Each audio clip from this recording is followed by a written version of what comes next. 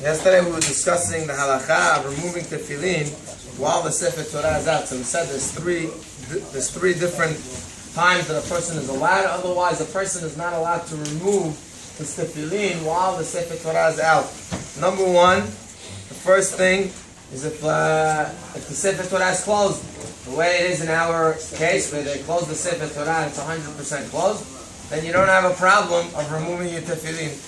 Number two is if you keep your head covered the entire time, you put the talit over your head and then you remove your tefillin. So again, since you're not uncovering your head, there's no problem of removing the tefillin. And the last thing is that if a person goes to the side, he goes to the hallway, he goes to the back of the shul where it's not in front of the Sefer Torah, also a person is allowed to remove his tefillin even though the Sefer Torah is out and being read from. It says, but on a day of Rosh Chodesh, B'yom Rosh Chodesh chosim tefillin kodem tefilat musaf. We take off the tefillin before musaf, and the reason for it is, as we say in musaf, keter. And we know that tefillin is considered a keter, that tefillin is considered a crown. So therefore it's improper to say keter itenu lecha at the time that we have our keter of tefillin. So therefore we remove the keter tefillin, and then we could say keter itenu lecha. That's again pashtut. But then he brings down that the reason why Hachamim were makpid not to leave the tefillin on is because we know that when they brought Korban Musaf, they would make it a Yom Tov. It was a day of a holiday.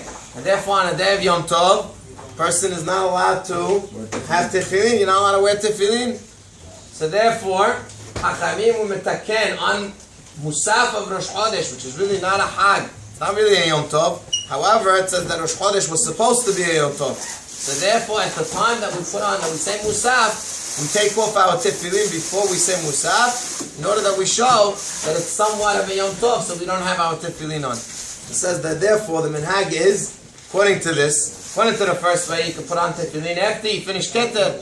However, the minhag is that once we take off tefillin from Musaf, we don't put back the tefillin on for whatever reason it is. So therefore, if a person normally puts on his tefillin to learn with, or he puts on tefillin by minhag and the rest in the middle of the day, halakha is on the day of Musaf, the day of Rosh Chodesh, you don't put on the tefillin back on. Once you took it off, it's off for the day. The exception to that is tefillin should have been utam. That a person, normally we know, has to put on tefillin should have been utam.